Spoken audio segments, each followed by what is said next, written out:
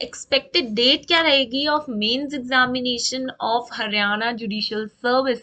तो बहुत सारे स्टूडेंट्स पूछ रहे हैं मैम एग्जाम की, मेंस एग्जाम की डेट क्या रहेगी फॉर हरियाणा जुडिशियल सर्विसेज। तो उस बारे में हम बात करेंगे इस वीडियो के अंदर।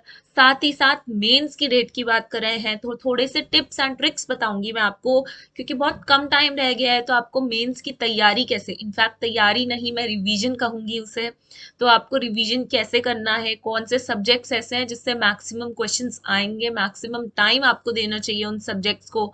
और अगर आप किसी सब्जेक्ट्स को इग्नोर कर रहे हो तो आप इग्नोर करना बिल्कुल बंद करो, फॉर ग्रांटेड मत लीजिए उन सब्जेक्ट्स को अगर आप सोच रहे हैं इजी है।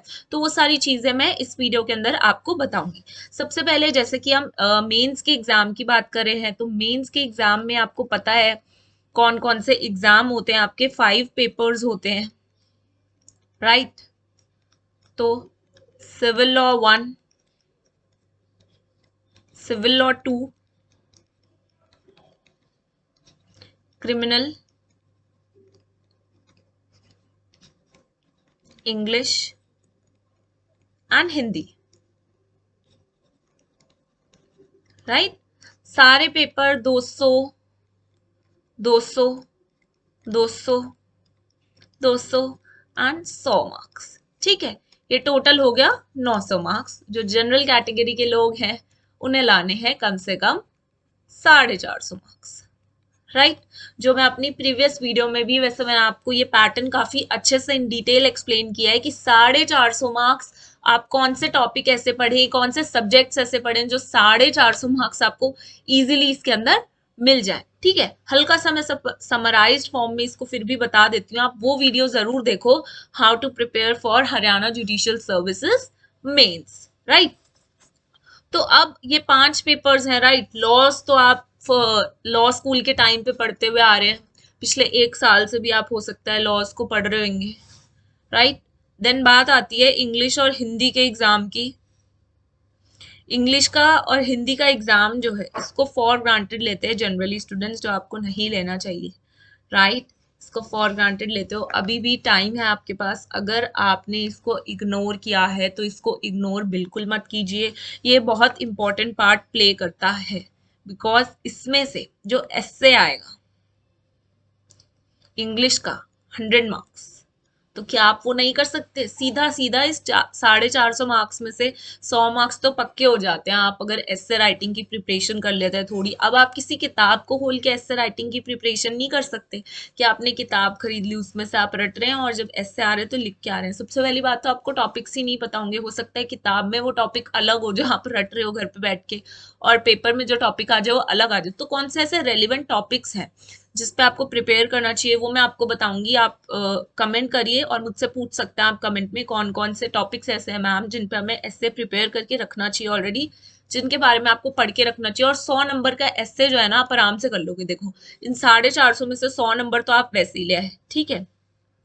फिर उसके बाद ग्रामर होती है 50 नंबर की, ठीक है। और हिंदी की बात करें तो हिंदी में भी ऐसे होता है आपका 30 नंबर का, तो वो भी ऐसे तो आप लिख लोगे अगर मैं आपको पहले से ही बता दूंगी ये टॉपिक्स हैं, तो घर पे आप बुलेट पॉइंट्स बनाओ और एग्जाम में जाके आप प्रॉपरली लिख दोगे। तो ऐसे के लिए मैं आपको बहुत अच्छे से गाइड करूंगी, क्योंकि 450 मार्क्स में से देखो 100-150 मार्क्स तो आप यही कवर कर लोगे लैंग्वेज पोर्शन में से, जो कि काफी इंपॉर्टेंट रोल प्ले करते हैं, काफी हेल्प करेंगे आपको ये जो मार्क्स है इनको स्कोर करने में, ठीक है। तो इंग्लिश हिंदी को बिल्कुल भी आप इग्नोर मत कीजिए।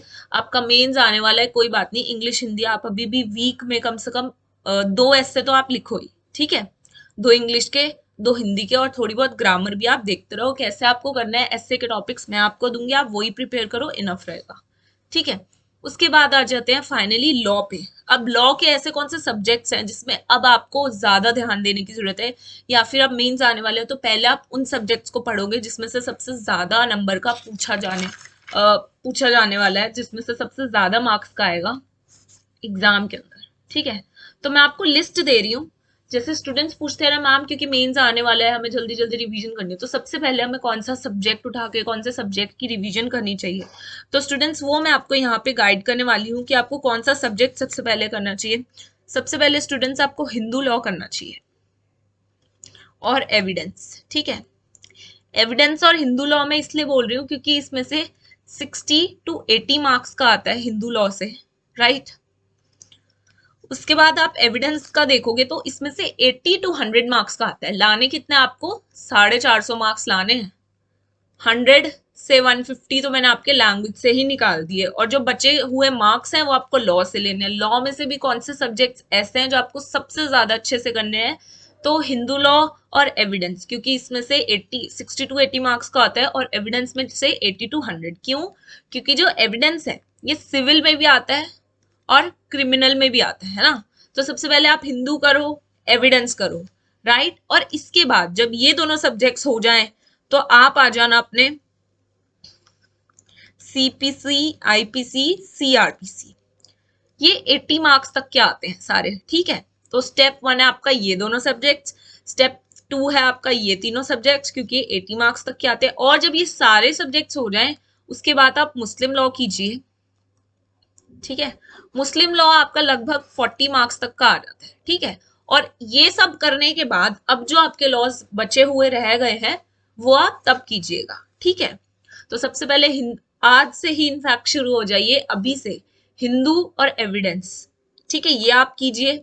और उसके बाद ये दोनों हो जाए तो उसके बाद आईपीसी, सीआरपीसी और सीपीसी स्टार्ट कर दीजिए। देन जब ये तीनों भी हो जाए तो मुस्लिम लॉ, ठीक है। लॉ तो आप करते रहेंगे बट उसके साइड बाय साइड आप वीक में कम से कम 2 ऐसे इंग्लिश के, 2 ऐसे हिंदी के लिखो, हफ्ते में 2, ठीक है। और साथ में कभी आपको टाइम मिले तो ग्रामर को भी देख लो, ठीक है, वो भी काफी ज्यादा हेल्प करेगी आपको, राइट।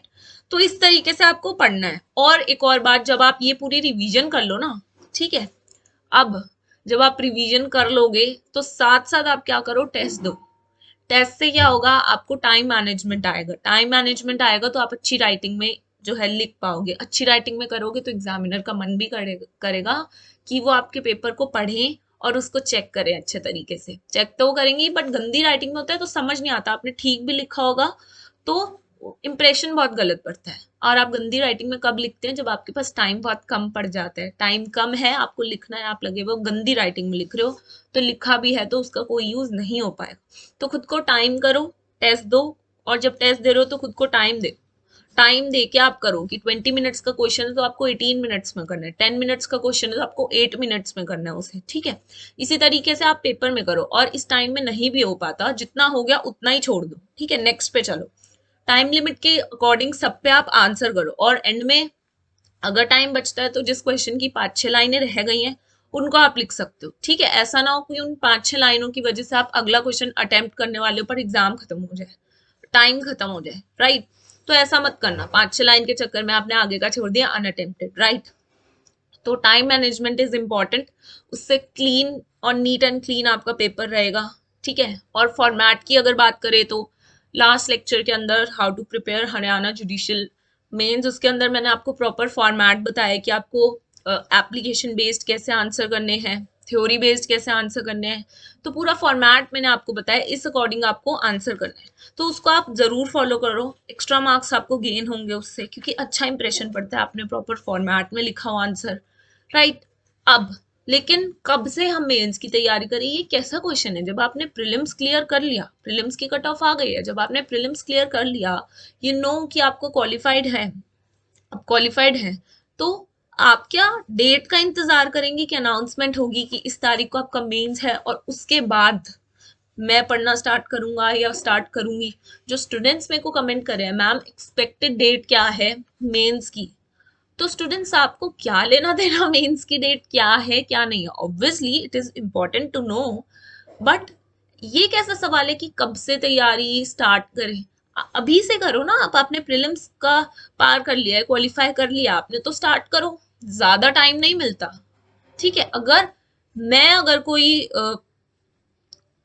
अकॉर्डिंग टू मी, वैसे तो कोई नोटिफिकेशन नहीं है इस बारे में कि कब मेंस एग्जाम होगा, बट मुझे लगता है कि फरवरी तक तो हो जाएगा आराम से, ठीक है। तो आपके पास बहुत कम वक्त है, 1-2 महीने का ही वक्त रहता है जनरली, तो मुझे लग रहा है फरवरी, राइट। तो बहुत कम टाइम है, बिल्कुल वेस्ट मत करो कि जिस दिन नोटिफिकेशन आएगा कि इस दिन मेंस है उसके बाद आप प्रॉपरली आप पढ़ना स्टार्ट करेंगे। नो, अभी से आप पढ़ना स्टार्ट कर दो। ये मैंने आपको बता दिया है कि ऐसे लिखना स्टार्ट करो, हिंदू एविडेंस पे फोकस करना स्टार्ट करो, टेस्ट देने स्टार्ट करो, खुद को टाइम मैनेजमेंट की आदत डालो। तो ये सब चीजें आप करो। मेरे को लगता है फेब्रवरी में हो जाएगा मोस्ट प्रोबेबली, बाकी कुछ कह नहीं सकते, ऊपर नीचे हो सकता है, ऊपर नीचे हो, बट मुझे लग रहा है February, right. So prepare accordingly, हो सकता है पहले भी हो जाए, हो सकता है बाद में भी हो जाए, बट आप अपनी प्रिपरेशन मत रोकिए, प्रिपरेशन स्टार्ट कर दीजिए अपनी।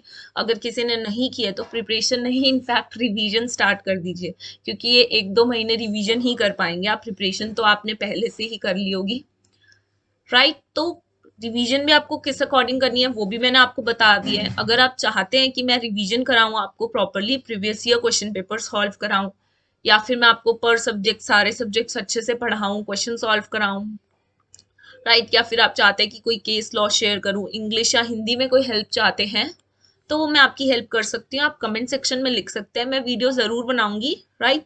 एंड ऐसे के टॉपिक्स के लिए तो मैंने आपको ऑलरेडी नोटिफाई कर दिया है कि जल्दी एक वीडियो आने वाली है जिसके अंदर मैं आपको ऐसे के टॉपिक्स बताऊंगी। सो या, this was all for today's video students. I hope काफी ज्यादा हेल्पफुल रही होगी ये वीडियो आपके लिए। अगर आपको अच्छी लगी है मेरी गाइडेंस तो आप सब्सक्राइब कर सकते हैं मेरे चैनल को, और मेरे को मोटिवेट करने के लिए you can also comment down your suggestions, and आप लाइक भी कर सकते हो वीडियो अगर आपको अच्छी लगी हो। So, thank you for watching this video, students.